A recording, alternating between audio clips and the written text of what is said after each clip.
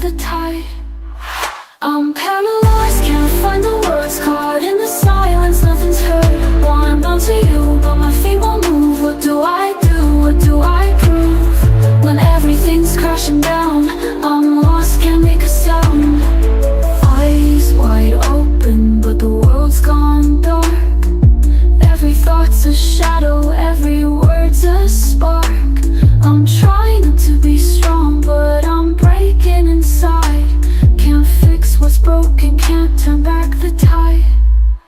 I'm paralyzed, can't find the words, caught in the silence, nothing's heard. Well, I'm bound to you, but my feet won't move. What do I do? What do I prove? When everything's crashing down, I'm lost, can't make a sound. In the quiet, I'm screaming inside. In the dark, I'm searching for light, but I'm stuck in the middle, nowhere to go. Trying to be the strength you need, but I don't know. Entonces vamos a abrir la Biblia para iniciar con ese primer tema de nuestra conferencia, La locura de la predicación. Vamos a 1 Corintios 1:18. ¿Me pueden dar un poco de monitor aquí, por favor? Yo te digo cuánto. 1 Corintios 1:18. Ahí está bien. Este primer tema dentro de la conferencia lo he titulado El Evangelio, Escándalo y Locura. Este es nuestro primer tema, el Evangelio, Escándalo y Locura. Y vamos a leer 1 Corintios capítulo 1 versículo 18. Dice así: porque la palabra de la cruz es locura a los que se pierden, pero a los que se salvan, esto es, a nosotros, ¿qué es? Poder de Dios. Señor, te damos gracias porque ciertamente este mensaje que tú dejaste, tu evangelio, es una locura para muchos, pero para nosotros es tu poder que nos salvó, es el poder que nos rescató de nuestra vana manera de vivir. Señor, enséñanos más acerca de este mensaje que sigue siendo desde un inicio y hasta el día de hoy menospreciado, rebajado, pisoteado. Pero enséñanos, Señor, a eso hemos venido en esta noche. Te lo pedimos en el nombre de Jesucristo. Amén. Fíjense, hermanos, que estamos tan acostumbrados a ver una cruz, a Cristo crucificado en ella, que a muchos, incluyendo cristianos, nos resulta difícil entender la poderosa realidad que se esconde detrás de esa cruz. Hay un poder que no todos los que asisten a las iglesias o que dicen que creen lo conocen. La cruz es mucho más que un símbolo del cristianismo. Necesitamos ver en su contexto lo que significa la cruz en el mundo antiguo para nosotros poderlo entender hoy lo más que podamos, para que podamos entender lo que representó para Jesús su crucifixión y su muerte en esa cruz. Debemos de ver de qué manera la vergüenza de la cruz pasó a representar lo que hoy los que creemos es la victoria de Cristo, y cómo ese escándalo y esa locura de la cruz en realidad son la esencia del mensaje del evangelio. Si no hay cruz, si no hubiera habido cruz, no hubiera mensaje. Entonces, para entender con mayor profundidad, debemos ver el origen y el significado que tenía en el mundo antiguo el hecho de morir crucificado, para así poder entender con mayor amplitud lo que fue para los judíos un escándalo y para los gentiles fue locura, el hecho de escuchar que un Mesías, un Salvador, murió crucificado.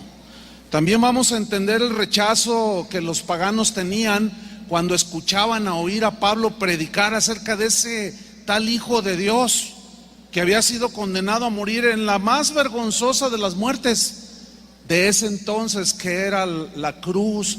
¿Se acuerdan cuando él estuvo en el Areópago en Hechos 17, que predicó ante los griegos amantes de la sabiduría, cuando él mencionó la resurrección, la muerte y la resurrección, dijeron, ya te escucharemos en otra ocasión. Entonces tenemos que hacer un poco de historia para que se nos vaya aclarando lo que pues necesitamos entender. Vamos a hacer un poco de historia. Según la historia, nos muestra que los iniciadores de la práctica de la crucifixión fueron los persas. Ellos fueron los primeros que empezaron a crucificar como un castigo a los malhechores. Después esta práctica pasó a los griegos, posteriormente a los cartagineses, y finalmente los romanos adoptaron también esa forma de castigo. Esta pena se aplicaba con frecuencia para apagar las rebeliones que hacían los ciudadanos de las ciudades que estaban sometidas a Roma.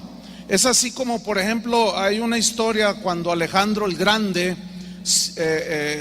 sitió la ciudad de Tiro y crucificó a más de 2,000 personas. Imagínense el espectáculo, 2,000 crucificados.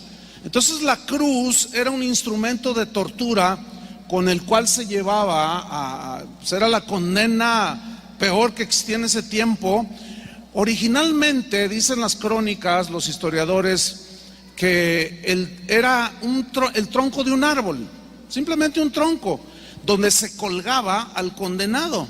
Lo amarraban con cuerdas o lo fijaban con clavos en las manos. A veces el poste, escuche esto, lo hacían puntiagudo, le sacaban una punta al poste y el condenado lo sentaban y lo forzaban, y de esa manera lo traspasaban de abajo hacia arriba. Era una cosa terrible. Posteriormente se agregó a la crucifixión un palo transversal llamado patibulum en latín, que el condenado llevaba sobre la espalda, y era así como se formaba una cruz, ¿sí? Entonces la crucifixión se practicaba de distintas formas. Había quienes colgaban a sus víctimas de cabeza, como Pedro. O sea, cuando Pedro dijo que lo crucificaran de cabeza, no era que algo que él se le inventó. Él conocía que ya se crucificaba así a la gente, ¿sí? Porque él dijo, no soy digno de morir como mi Señor. A otros los empalaban, como les describí hace un momento. A otros les extendían los brazos, clavándolos sobre el travesaño que formaba la cruz. Y precisamente esta fue la posición en la que crucificaron a nuestro Señor. Bien, Flavio Josefo, un historiador judío que nació en el año 37 después de Cristo, dice la historia que se unió al general Tito, que era hijo de Vespasiano, el emperador, y en el año 70, cuando ellos sitiaron Judea, Flavio Josefo, este historiador, fue testigo ocular de la destrucción de Jerusalén y del segundo templo. Y Flavio Josefo narra un testimonio que él presenció de una crucifixión colectiva de un grupo de personas que trataban de huir de la sitiada Jerusalén por las tropas romanas. Y él dijo esto, escribió: en el momento de la captura eran flagelados, sometidos a toda clase de suplicios antes de morir crucificados. Continúa Flavio Josefo: por ser tantos los ejecutados, aproximadamente 500 personas diarias, Tito autorizó a sus soldados que procedieran de acuerdo a su propio criterio, tanto más porque esperaba que el horrible espectáculo de las innumerables cruces, escribe Flavio Josefo, indujera a los sitiados a rendirse, de tal manera que los soldados ridiculizaban a los que posteriormente serían crucificados. Y pues dice que en Judea eran frecuentes las crucifixiones masivas de parte de los romanos. En el año 4 antes de Cristo se ordenó crucificar a todos los prisioneros que capturaron. Esto lo escribe también Flavio Josefo.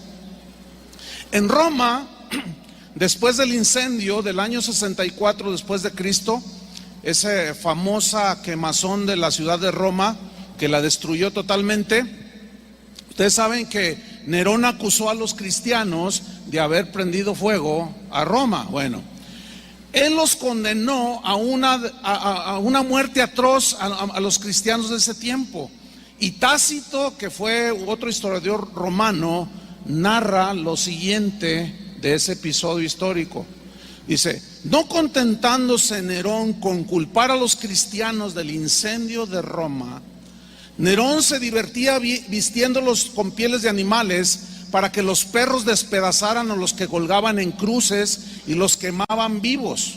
Al final del día, dice, para alumbrar la noche como antorchas. Dice que Nerón aplicaba 3 tipos de castigos. Uno era morir quemado, ser decapitado y la crucifixión. Entonces, el horror de la cruz, el descrédito y la deshonra que la muerte por crucifixión producía y significaba en aquel tiempo, explican el hecho de que la mayor parte de los escritores romanos, latinos, muy rara vez se refieren a la cruz o a la crucifixión. Muchos de ellos ni siquiera la mencionan porque la consideran, la crucifixión, algo muy vergonzoso, humillante y desagradable. Cicerón, un político romano, un abogado y abogado también, él escribió lo siguiente: la palabra cruz debe eliminarse de la mente de todos los ciudadanos romanos. Fíjense nada más. Bueno, tal parece que ese dicho de Cicerón se ha cumplido en muchísimos cristianos del día de hoy. ¿Por qué? Porque han eliminado el mensaje de la cruz en sus conferencias, porque predicaciones no son. Entonces el descrédito y la deshonra para todos los crucificados era con el fin de aterrorizar a la gente para que no se rebelara. Entonces este hecho histórico lo vemos en la crucifixión de Jesús, al que pusieron en medio de 2 ladrones. Conocemos todos el evangelio. Ahora bien, los rebeldes, los ladrones, los bandidos no solo recibían un castigo físico en la crucifixión, sino también había otro que ellos lo tomaban en sentido espiritual, porque en aquel tiempo, dicen las crónicas, la gente creía que todos los crucificados, cuando morían, sus almas vagaban, nunca tenían descanso. O sea, era un suplicio espantoso. Entonces, en el mundo grecorromano, la crucifixión era la pena más dura y más vergonzosa impuesta a los malhechores, a los asesinos, a los ladrones, a los bandidos. El tal Cicerón definió la crucifixión como el suplicio más cruel y horrible que existe, dijo él, o sea, en su tiempo. Otro historiador romano llamado Plutarco calificó la crucifixión como la más espantosa y vergonzosa muerte. Quiero que noten cómo ellos utilizaban la palabra vergonzosa, por la humillación, por la exhibición que se hacía del supuesto malhechor.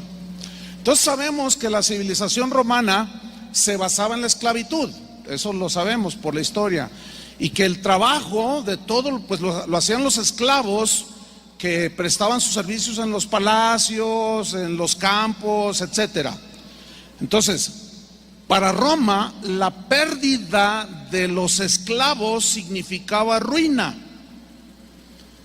Por eso es que ellos se ensañaban con la crucifixión para evitar cualquier tipo de sublevación.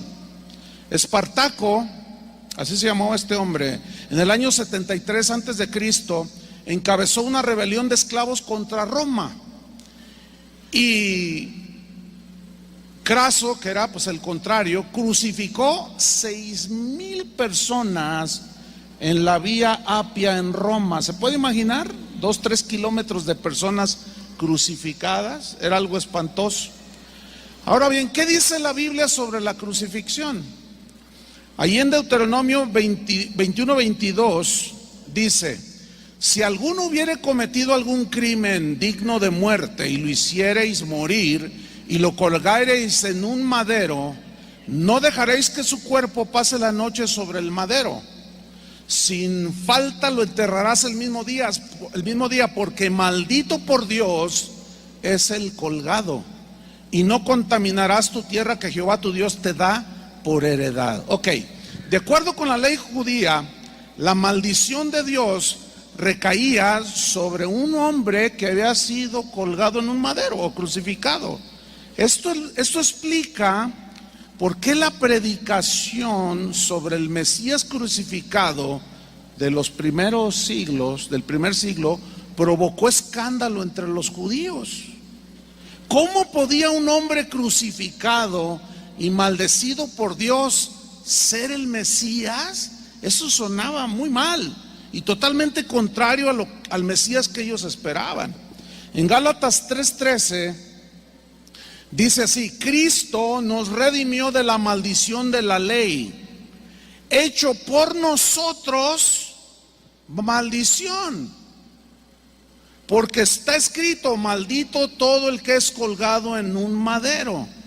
Ok, la ley judía no enfocaba tanto el hecho de ser colgado en un madero como una simple pena de muerte, no, sino que para el judío el ser colgado en un madero o crucificado era algo mucho peor. Era una persona maldecida por Dios.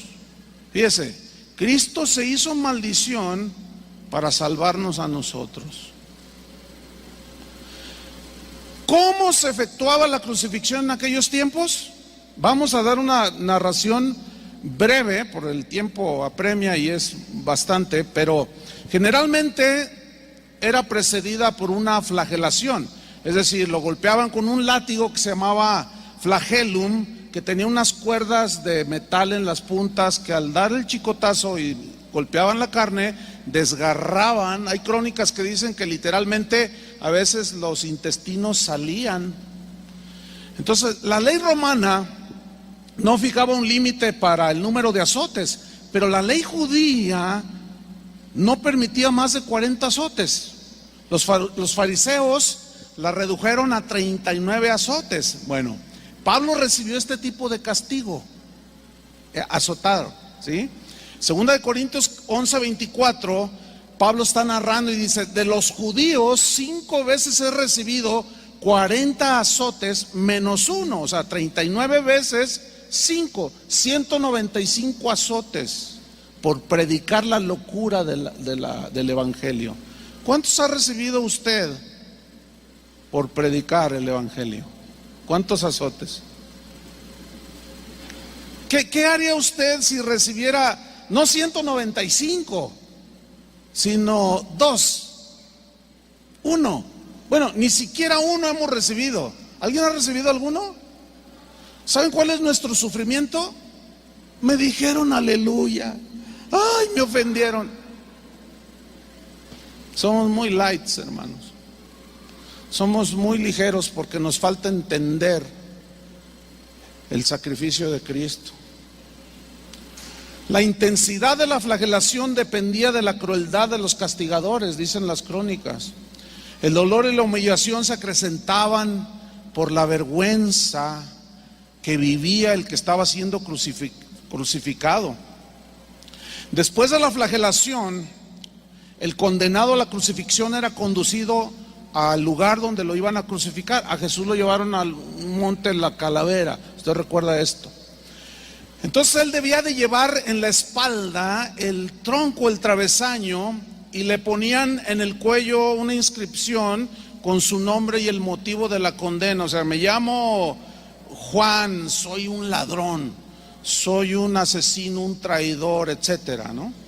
Entonces lo hacían recorrer las calles más transitadas de la ciudad para provocar el temor de los que estaban mirando, pero a la vez para avergonzarlo. Generalmente los crucificaban en un lugar que era alto, los amarraban o los clavaban y enseguida levantaban el madero de una manera vertical, ¿sí?, con unas cuerdas, y lo subían y quedaba pendido en el aire. Entonces los pies los clavaban al madero que estaba vertical con 2 clavos, y a veces los pies los empalmaban y con un clavo bastante grande traspasaban los 2 pies. Bien. La cruz en general era de baja altitud, no era muy alta. ¿Por qué? Porque los soldados romanos tenían que acercarse y tener cierto contacto, como cuando les rompían las piernas, etcétera, y para que las fieras del campo despedazaran posteriormente a las víctimas. Pero había ocasiones en que la cruz era más alta que lo normal, y cuando ellos crucificaban a alguien con una cruz lo doble de alto, significaba que deseaban humillar y avergonzar con doble intensidad, a mayor grado, al crucificado. Y esta precisamente fue la posición en la que Cristo fue crucificado. ¿Por qué? Porque se acuerdan que un soldado tomó una lanza y mojó una estopa para darle aquel vinagre. Entonces eso, según los historiadores, aseguran que el travesaño, la cruz de Cristo era muy alta, de varios metros, para avergonzarlo todavía más. En Juan 12:31, miren lo que dijo Jesús. Dijo: ahora es el juicio de este mundo, ahora el príncipe de este mundo será echado fuera. Y yo, dijo, si fuera levantado de la tierra, a todos atraeré a mí mismo. Está hablando, dice el versículo 33, y decía esto dando a entender de qué muerte iba a morir. Con toda la vergüenza que el hombre podía avergonzar a un ser humano, así iba a morir Jesús. Le respondió la gente: nosotros hemos oído la ley, que el Cristo permanece para siempre. ¿Cómo pues dices tú que es necesario que el Hijo del Hombre sea levantado? ¿Quién es este Hijo del Hombre? Miren, estos religiosos de este tiempo, estos creyentes entre comillas de este tiempo, nunca leyeron Isaías 53. Nunca lo leyeron. Hay crónicas que aseguran que los rabinos en las sinagogas se saltaban esa porción de los pergaminos, porque decían: no, esto no sabemos, no entendemos, no les gustaba por qué estaba escrito Isaías 53 o esa parte de la escritura. No les gustaba y la saltaban. ¿Por qué? Porque ellos creían que el Mesías era alguien triunfante, que iba a pisotear a todo el mundo y siempre iba a ser exitoso, victorioso y bendecido. Entonces ellos se saltaban, casi nunca enseñaban sobre Isaías 53, porque no era lo que ellos habían imaginado en su mente que sería el Mesías. Entonces el crucificado, cualquiera que sea en el caso de Cristo, pues los desvestían, los desnudaban, los crucificaban. La crucifixión, dicen las crónicas y dicen médicos, que era algo sumamente doloroso. Era un castigo muy lento, muy doloroso, y a veces, dicen las crónicas, permanecían vivos varios días. Pues después de morir, dicen las crónicas, se dejaba al crucificado podrirse en la cruz para servir de alimento a las bestias. No tenían tampoco los crucificados derecho a la sepultura.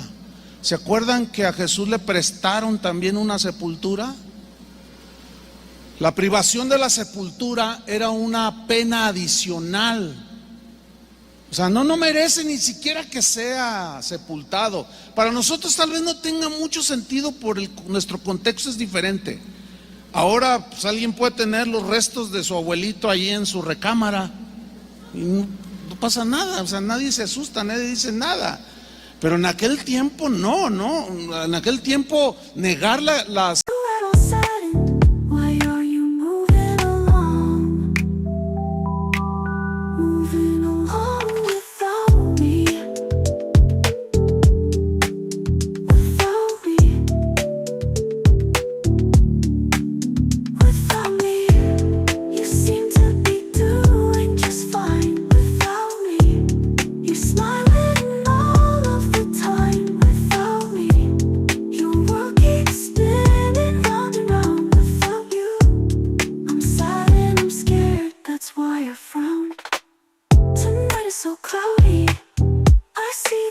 raindrops in the sky. I'm trying to say howdy, but I don't even really know why. I try to reminisce on all the good times that we shared, but then I start to miss when you actually cared, when you cared about me. About me. Without me. Without me. You seem to be doing just fine. Without me. You're smiling all of the time. Without me.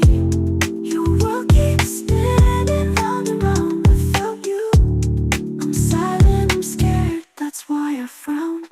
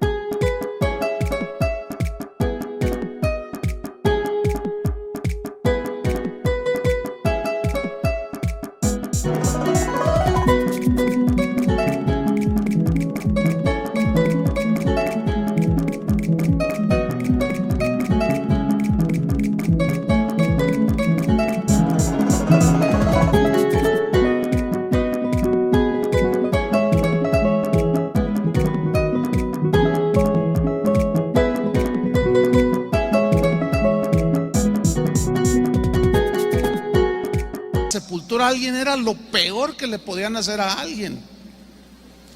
Entonces, para nosotros pues es difícil comprender en la actualidad lo grave que era la privación de la sepultura y todo lo que significaba la humillación, la deshonra del crucificado.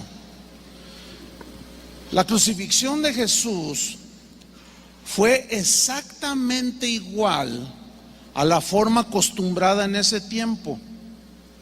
Fue la misma. Una vez condenado por Pilato, sabemos, él fue flagelado de acuerdo a la costumbre romana, que significa que no le dieron 39 azotes, le dieron muchísimos más, sin número. ¿Sí? Fue escarnecido por los soldados, la gente se burlaba de él, le pusieron una cruz, le golpeaban con una caña en la cabeza y decían, a ver, adivínanos quién fue, y se burlaban de él. Y todo lo hizo, ¿por quién? Por ti y por mí. Hermanos, escúchenme bien, le voy a hablar a los cristianos. Yo no sé si usted es cristiano o no, pero les voy a decir una cosa. Todo eso lo padeció Cristo para salvarnos. No sé hasta qué grado usted lo puede entender. Por lo cual ahora para nosotros los cristianos lo más vergonzoso que podemos hacer es quitar de nuestro mensaje el evangelio de la cruz, que es justamente lo que hoy se ha hecho. ¿Qué hemos hecho del evangelio? Lo hemos rebajado, lo hemos pisoteado, lo hemos menospreciado. Me escribía el otro día una persona y me dijo, pastor, una reunión de pastores. Dijo, pastor, llegué con mi Biblia bajo el brazo. Y cuando empezó el predicador, dice, yo estaba en las primeras filas y me dijo, aquí tenemos uno que trajo su Biblia. ¿La Biblia? ¿Para qué quieres la Biblia? Yo dije, me estás bromeando, hermano. No te estoy bromeando. Y se soltó con una sarta de quién sabe cuántas cosas predicando. Bueno, hay unos que están locos como yo, o los que estuvieron aquí. Pero hay unos locos, pero también hay otros locos. O sea, hay dos tipos de locos. Unos que creen que el evangelio es poder para salvar, y otros que están locos porque han quitado el poder único para salvar a una persona, que es el mensaje del evangelio. Yo no sé de cuál usted es. Por cierto, ¿se acuerdan la túnica de Jesús, de la cual han hecho una teología aberrante, diciendo que como era de una sola pieza, era de diseñador y que solo los ricos usaban este tipo de prendas? Usted conoce, está ahí en Juan 19, dice que se echaron suerte. Dije, no la apartamos, echemos suertes, ¿sí? Y bueno, en Éxodo 28:31, aquí está la interpretación de lo que significaba la túnica de una sola pieza de Jesús. Éxodo 28:31 dice: harás el manto del efod todo de azul, y en medio de él por arriba habrá una abertura, la cual tendrá un borde alrededor de obra tejida, como el cuello de un coselete, para que no se rompa. Miren, el sumo sacerdote, aquí está hablando de las vestiduras del sumo sacerdote. Él llevaba esta vestidura como un manto, pero Jesús la usaba como una túnica. Ok, esta túnica se llevaba debajo del manto. Esto tiene un significado profundo, hermanos. ¿Cuál? Jesucristo hasta ese momento era todavía el oculto, pero verdadero sumo sacerdote de nuestras vidas. Él vino al mundo como el Hijo de Dios y por sus hechos comprobó ser el Mesías de Israel. Pero más allá de esto, Él se tenía que revelar como lo que Él era, nuestro sumo sacerdote. La túnica de Jesús no tenía costura, era una sola pieza, porque simbolizaba que el sacerdocio de Jesús era indivisible, ¿sí? Que no tenía costura por lo cual dividirlo o separarlo, era de una sola pieza. Y esto nos habla de que Cristo, Él es el eterno y verdadero sumo sacerdote y el único intermediario entre nosotros y Dios, entre Dios y los hombres. Y Cristo era de una sola pieza. Eso significaba el manto, hermanos. Entonces, decir y argumentar que Jesús usaba un manto de diseñador porque era rico para hacernos ricos es una blasfemia. Es un insulto a la cruz de Cristo, es un insulto a lo que Él padeció en la cruz. Bueno, lo hicieron cargar el travesaño, conocemos la historia, su cruz. Un tal Simón de Cirene lo obligaron a cargarle, ayudarle a Jesús porque él caía. Y esto hablaba de que cada cristiano debía de llevar su cruz. Jesús lo dijo, Mateo 10:37 y 38. Él dijo: el que ama a padre o madre más que a mí, ponga mucha atención, el que ama a padre o madre más que a mí, dijo, no es digno de mí. El que ama a hijo o hija más que a mí no es digno de mí. Y el que no toma su cruz y sigue en pos de mí no es digno de mí. ¿El que no toma qué? Claro, aquí ¿qué simboliza la cruz? La negación, ¿entienden? El ya no hacer mi voluntad, el no buscar mi beneficio, sino hacer tu voluntad, Dios. Aunque hacer la voluntad de Dios te cueste la vida. Si yo les pregunto ¿cuántos están dispuestos a hacerla? Todos me van a decir amén. ¿Ven? Pero a la hora de la hora, muchos se echan para atrás. ¿Por qué? Porque no han entendido. Mire, cuando entendamos la dimensión de esto, es la única explicación que hay del por qué los primeros discípulos aguantaron lo que aguantaron por predicar la locura del evangelio. En Marcos 10:21 y 22, aquel joven rico que se negó a vender todo y darlo a los pobres, Jesús dice, mirándole, le amó y le dijo, una cosa te falta, vende todo lo que tienes y dalo a los pobres y tendrás tesoro en el cielo, y ven, sígueme tomando tu cruz. Pero él, afligido por esta palabra, se fue triste porque tenía muchas posesiones. Entonces clavan a Jesús, está allí 2 o 3 metros de alto, qué sé yo. Los soldados les trataron de hacerle que bebiera un brebaje analgésico. Era un compuesto de vino y mirra que solían ofrecer las personas piadosas a los condenados que estaban ahí agonizando, para atenuar un poco el dolor físico. Jesús se negó a beberlo. ¿Saben eso, no? No lo quiso tomar. ¿Por qué? Para no atenuar ni aligerar el sufrimiento que él debía de padecer por nosotros.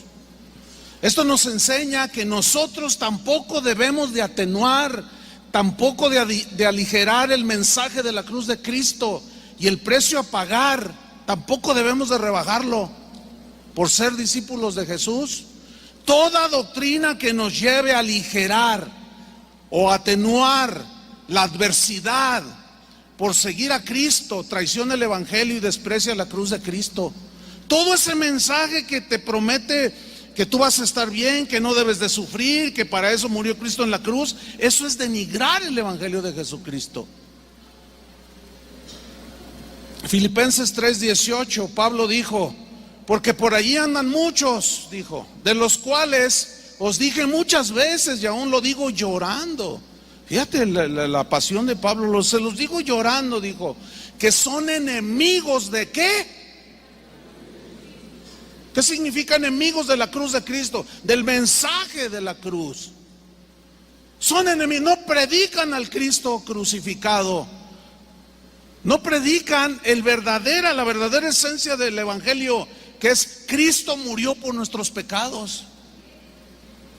Ya no se predica. Ahora hasta de los cantos actuales han quitado la sangre de Cristo, porque suena muy sanguinolento, dicen algunos. No, y cuidan mucho la imagen el día de hoy, no sé cuánta cosa. Bueno, sabemos que junto con Jesús fueron crucificados 2 ladrones, uno a su derecha, otro a su izquierda. Y se entiende pues que la cruz de Jesús era más alta, y así se ve en algunas pinturas que han hecho.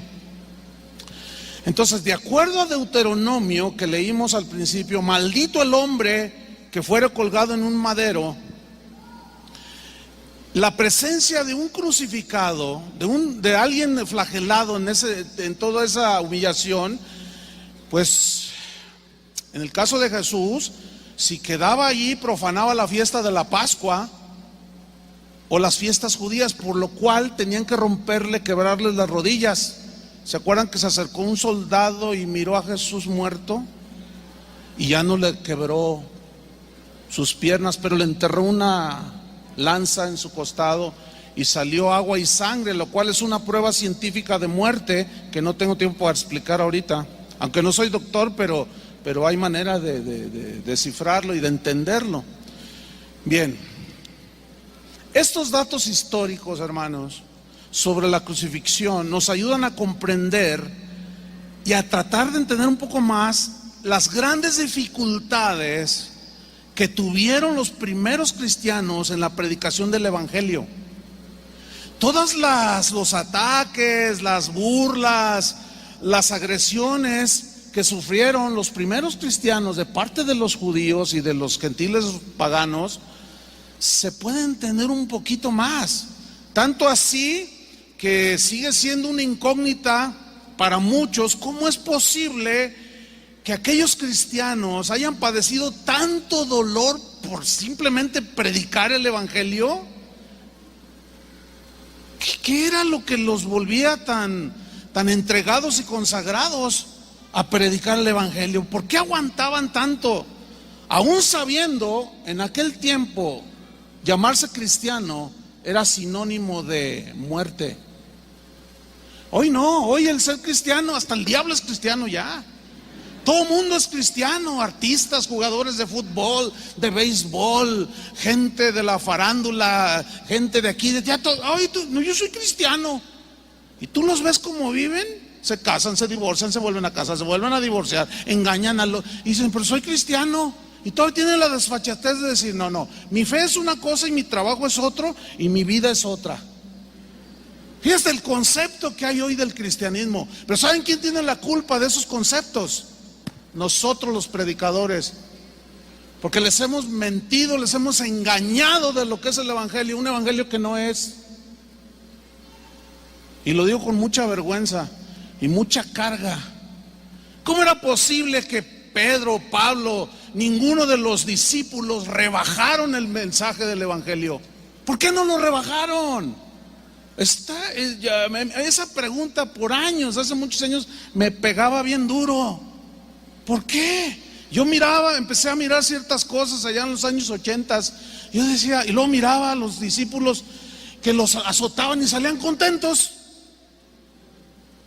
Y luego llega un predicador a la iglesia donde yo crecí, donde decía, no, tú ya no debes de sufrir nada. No, ya Él pagó en la cruz. Tú no tienes que sufrir por Cristo. Él murió para bendecirte. Y todos decíamos amén. Eso yo lo empecé a escuchar desde los años 80, que Cristo había muerto en la cruz para hacernos ricos.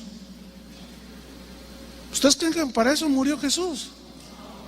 ¿Y por qué millones lo creen ahora? Porque los han engañado.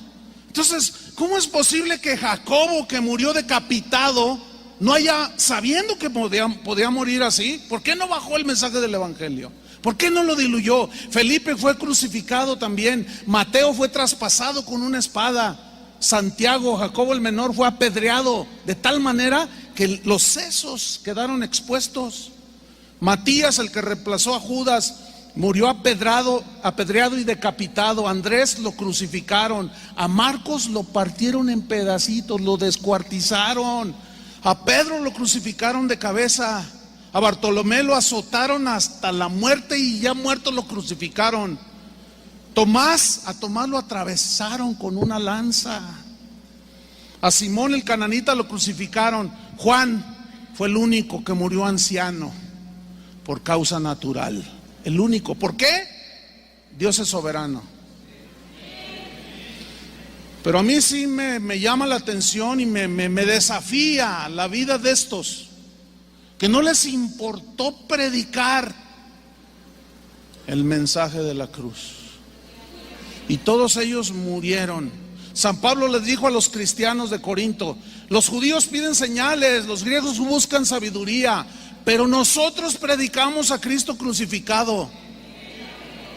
Para los judíos ciertamente tropezadero y para los gentiles locura, mas para los llamados, así judíos como griegos, Cristo poder de Dios y sabiduría de Dios.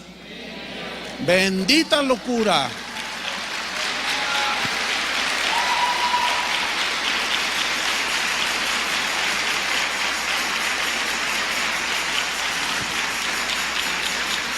Hermanos, el apóstol Pablo nunca predicó lo que los judíos y los paganos querían oír. Hoy se predica lo que la gente quiere oír. Pablo no era de esos. El día de hoy mucha gente pide prodigios, señales, milagros estruendosos, maravillosos. Otros piden grandes revelaciones, igual que aquellos judíos y que aquellos griegos. Por eso existen todo tipo de milagreros y de iluminados el día de hoy. Pablo, en cambio, sin embargo, él solo predicó la locura de la cruz.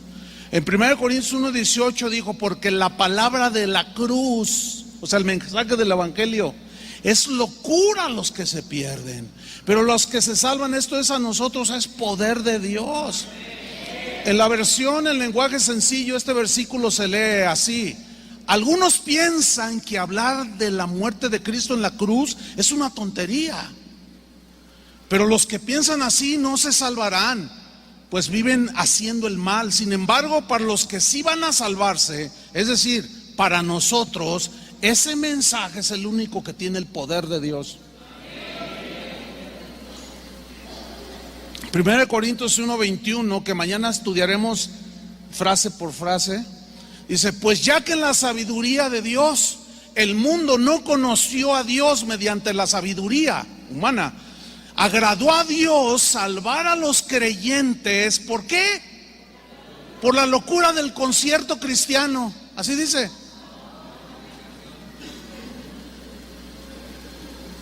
Por la locura de la predicación. Hoy, mientras más cortita sea la predicación y ya todos vámonos a pasarla bien, es mejor. Tampoco ser muy largo quiere decir mejor, sino lo que se dice, la esencia de lo que se diga, la esencia del evangelio. Dice, porque los judíos piden señales, los judíos buscan sabiduría, pero nosotros predicamos a Cristo crucificado. Para los judíos ciertamente tropezadero. Esta palabra en griego es escandalón, donde se deriva la palabra escándalo. Es algo que causa desagrado. Eso significa tropezadero. Y para los gentiles locura. Esta palabra locura significa en el griego tontería, bobería, insensatez, estupidez. Eso dice el diccionario. Qué estúpido eso de predicar el evangelio de un Cristo que se crucificó y murió allí. En eso consiste en la necedad de la predicación de la cruz. ¿En qué? ¿Cómo puede ser el Hijo de Dios un judío crucificado? Condenado por los romanos a morir en una cruz como mueren los criminales. ¿Acaso ese es el Mesías? No, eso es una locura. ¿Cómo puede ser el Salvador de los hombres un individuo que no ha muerto como un héroe, sino como un despreciable y miserable delincuente? Locura, decían, tonterías. No nos gusta ese mensaje. Tampoco el día de hoy sigue gustando. Sabemos que Jesús fue abandonado por sus discípulos y traicionado por uno de ellos. Bueno, acuérdense cuando decían, a ver, si eres rey, baja de esa cruz. Le dijo uno de los ladrones, ¿se acuerdan? Sálvate, sálvanos y sálvate. Fíjate nada más. Pero a mí ahí es donde me quiebra a mí. Cuando Jesús ora y dice, Padre, perdónalos, no saben lo que hacen. Y yo oro, Padre, perdónalos a los que creyéndose cristianos, creyéndose predicadores del evangelio, no están predicando el evangelio. Perdónalos, no saben lo que hacen. Pregunta: ¿cuál es el mensaje del evangelio? ¿Por qué le decían locura, tontería? Pregunto, ¿es bíblico el mensaje de que Cristo murió para hacernos ricos y exitosos y para que vivamos disfrutando de este mundo? Pues para los judíos era inconcebible que el Mesías, el elegido, el predestinado por Dios para librarlos de la esclavitud de Roma, muriese como un malhechor. Eso era una locura, era una tontería. ¿Cómo es posible que alguien maldito por Dios sea nuestro Salvador? No queremos ese Salvador. ¿Cómo podía ser el Mesías de Dios un crucificado, muerto por una muerte tan vergonzosa? Isaías 53 lo describió como el varón herido de Dios y abatido, sin hermosura, sin atractivo. Hoy lo que cuidamos es la imagen, que las luces prendan bien, que quién sabe cuánto, que yo traiga la corbata bien ajustada y que me maquillen antes de no sé cuánto. Y descuidamos lo que deberíamos de realmente cuidar, que es el interior, el corazón. Porque el evangelio es para el corazón, es para el interior, porque de ahí viene la transformación. Desechado, despreciado, angustiado y afligido. La locura y el escándalo de la muerte de Jesús en la cruz no fue recibido por las mayorías. Y hablaremos de eso el domingo. Tampoco el día de hoy. Y tú dices, pero hay multitudes que llenan el Estadio Azteca. ¿Cuántos son salvos de todos esos? Esos mucha gente que está yendo a las cristianas sirven a otro Jesús ajeno al de las Escrituras. Pablo predicaba la locura de que Jesús era el Mesías, era el Salvador de Israel. Y él dijo, Cristo murió por nuestros pecados según las Escrituras, fue sepultado y resucitó al tercer día según las Escrituras.